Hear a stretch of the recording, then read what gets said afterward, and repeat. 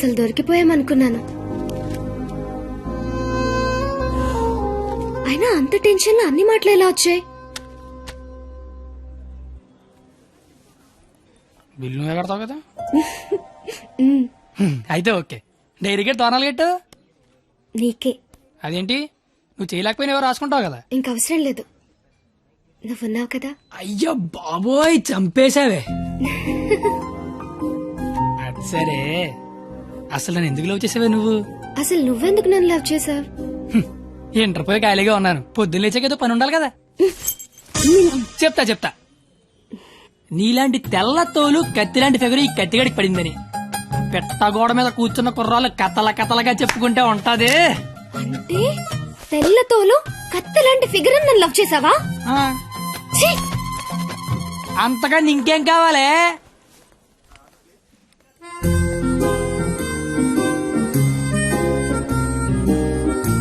మాటికి అలా తిరిగి చూడకే, లేపుకి వెళ్ళిపోగలం. ఎలా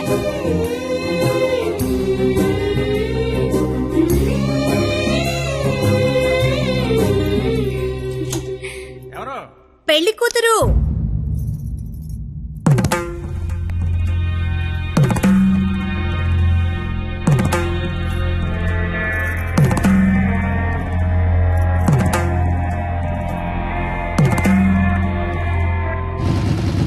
బండి ఆపరా. సరే కత్తి, ఏమైంది? నాకు నా డైరీ కావాలి. డైరీయా? నువ్వు ఉండగా డైరీ అవసరం లేదన్నావుగా. నువ్వు ఇంకా నాకు ఉండవనిపిస్తోంది. సరే నీకు డైరీ ఇస్తే అందులో ఏం రాసుకుంటావు? నాన్న నాకు ఎంగేజ్మెంట్ చేస్తున్నారు, నాకు ఇష్టం లేదని. ఇప్పుడు ఎక్కడి నుంచి మాట్లాడుతున్నావు? చీర కట్టుకొని రమ్మని గదిలోకి పంపించారు. కట్టుకున్నావా మరి? లేదు. అయినా నేనేం చెప్తున్నా, నువ్వేం అడుగుతున్నావు? లవ్ చేసుకునే విషయం బొమ్మరికి తెలుసా? ఆ బండ దానికి తెలిస్తే ఏంటి, తెలియకపోతే ఏంటి? మా ఫ్రెండ్షిప్ కూడా నేను లవ్ చేసినంత నువ్వు లవ్ చేసావని తెలియదు. అయితే ఇంకా కాలేజ్ లో సీనియర్స్ కి కాఫీ షాప్ వాడికి లైట్ గా తెలుసు. ఇంకా మీ కాలేజీలో స్వీపర్స్ కి వాచ్మెన్ కి డౌట్ ఉంది అనుకుంటా. ఏం మాట్లాడుతున్నావు కత్తి? ఫస్ట్ నుంచి మీ నాన్న కూడా నా మీద డౌట్ ఉంది కదా, మరి నా పేరు బయటకు వస్తుందేమో అని. ఏమవుతుంది అంటే రేపు నీకు పెళ్లి ఇష్టం లేదని సూసైడ్ చేసుకున్నావు అనుకో, మన విషయం బయటకు వస్తుందా రాదా అని. నేను ప్రేమించుకున్నామని నీకు నాకు తప్ప ఎవరికి తెలీదు. నీ పేరు బయటకు రాకుండానే సూసైడ్ చేసుకుంటాను, పెళ్లి చేసుకుంటాను. ఎందుకంటే పెళ్లి చేసుకున్నా సూసైడ్ చేసుకున్నా ఒకటే కదా. మరి ఇప్పుడు ఏం చేయమంటావు? అయితే మీ ఇంటికి వచ్చి లేచిపోతాం రమ్మంటే వస్తావా? చచ్చినా రాను. నాకు మా నాన్న కావాలి, నువ్వు కావాలి. నాకు మా నాన్నతో ఉండే ధైర్యం, నీతో ఉండే ఆనందం, ఇట్లా ఏది లేకపోయినా ఇంకొకటి నాకొద్దు. సరే ఇదే విషయం హాల్లోకి వచ్చి మీ నాన్న చెప్దురా.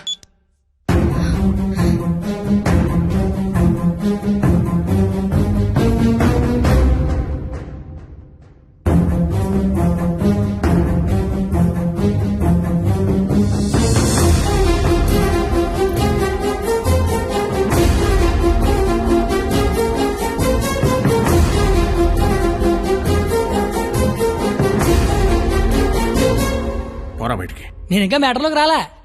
నేను మీ అమ్మాయి ప్రేమించుకున్నాం, ఆ విషయం చెప్పడానికి వచ్చా. బయటికి పో.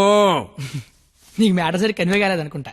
నేను మళ్ళీ చెప్తా, నేను మీ అమ్మాయి ప్రేమించుకున్నాం, ఆ విషయం మాట్లాడడానికి వచ్చా.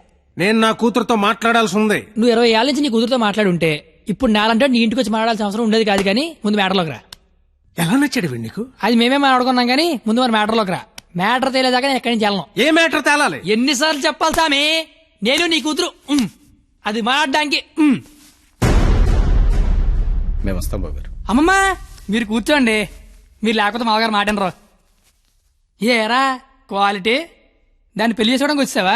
ఏ అతనికే ఇంజనీరింగ్ చదువుకున్నాడు, అమెరికాలో జాబు, ₹1,00,000 జీతం, క్వాలిటీ జీవితం. ఇది ఆడపిల్ల తండ్రి కోరుకునేది. నువ్వు ఉన్నావు. నాకు 20 ఏళ్ళు వచ్చాకో అమ్మాయి నచ్చుద్దని, దానికో బాబు ఉంటాడని, ఆడికి లోక జ్ఞానం లేకపోయినా పర్లేదు ₹1,00,000 తెచ్చి అల్లుడు వస్తే చాలని నాకు చిన్నప్పుడు తెలియదు కదా మావా.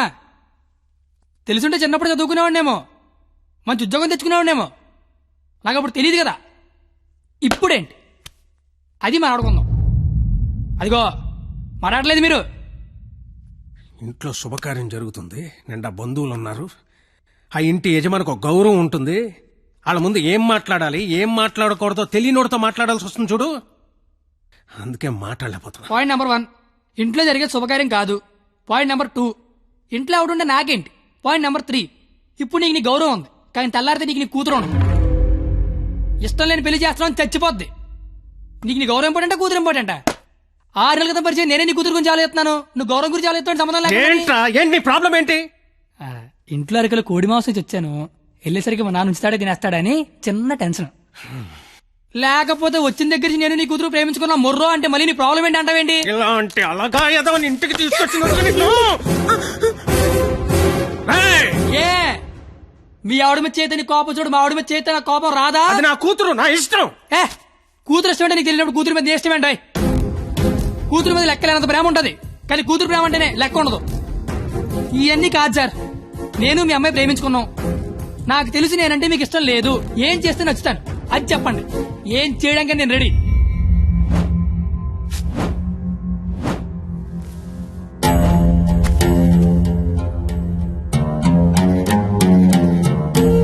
మనకు సంబంధం లేని ఒక వ్యక్తి మన ఇంటి తలుపు తీసుకుని లోపలికి వచ్చి మన ఇంట్లో మన గురించి మనకు తెలియకుండా ఏమనుకుంటున్నారో మనకి తెలిసేలా చెప్తే ఎలా ఉంటుందో నాకు ఆ క్షణం తెలిసింది. ఆలోచించడానికి కూడా అవకాశం లేకుండా పోయింది. తప్పని పరిస్థితుల్లో నేను ఒక డెసిషన్ తీసుకున్నాను. ఏం చేస్తే నేను నీకు నచ్చుతానని నువ్వు అడిగావు కదా, ఏం చేసినా ఈ జన్మకు నువ్వు నాకు నచ్చవు. కానీ ఇది ప్రేమించింది కదా. మీ పెళ్లికి నేను ఒప్పుకోవాలంటే 1 నెల రోజులు నా ఫ్యామిలీని నువ్వు పోషించాలి. ప్రతి రూపాయి నీ కష్టార్జితం అయి ఉండాలి. దానికి దీనికి సంబంధం ఏంటో నాకు అస్సలు అర్థం కావట్లా. నీకు అర్థం కాదులే, నీకు అర్థం కాదు. ఒక ఆడపిల్ల తండ్రిగా నాకున్న ఒకే ఒక్క బాధ్యత ఏంటో తెలుసా? నా కూతురు నా చేతికొచ్చిన క్షణం నుంచి ఎంత జాగ్రత్తగా చూసుకున్నానో అంతే జాగ్రత్తగా చూసుకుంటాడన్న నమ్మకం ఉన్న ఇంకోటి చేతిలో పెట్టడం. అది తప్పు కదగా. అందుకే 1 నెల. ఎందుకంటే 1 నెల పోషించలేని వాడివి జీవితాంతం పోషిస్తావని నేనెలా నమ్మడం.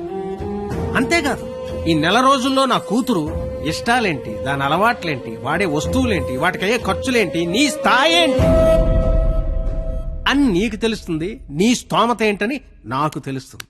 ఏంటి ఏ మాట్లాడమే ఒబ్బనేసరికి మాటపడిపోయింది చూసారా?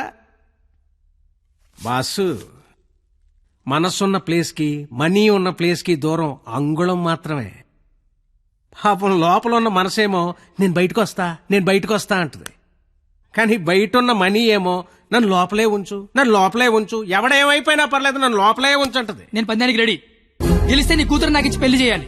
ఓడిపోతే నా కూతురు లైఫ్ నుంచి నువ్వు వెళ్ళిపోవాలి. ఇంకో విషయం, ఓడిపోతే నువ్వు నా కాళ్ళు పట్టుకొని క్షమాపణ చెప్పి వెళ్ళాలి. గెలిస్తే నా కాళ్ళు కడిగితే నీళ్లు చల్లుకోవాలి. అయితే 1వ తారీఖు 1వ సెకండ్ నుంచి 31వ తారీఖు ఆఖరి సెకండ్ వరకు ఇంట్లో ఖర్చు అయ్యే ప్రతి రూపాయికి నేనే జవాబాదారి అని ఇందులో రాసి సంతకం పెట్టు.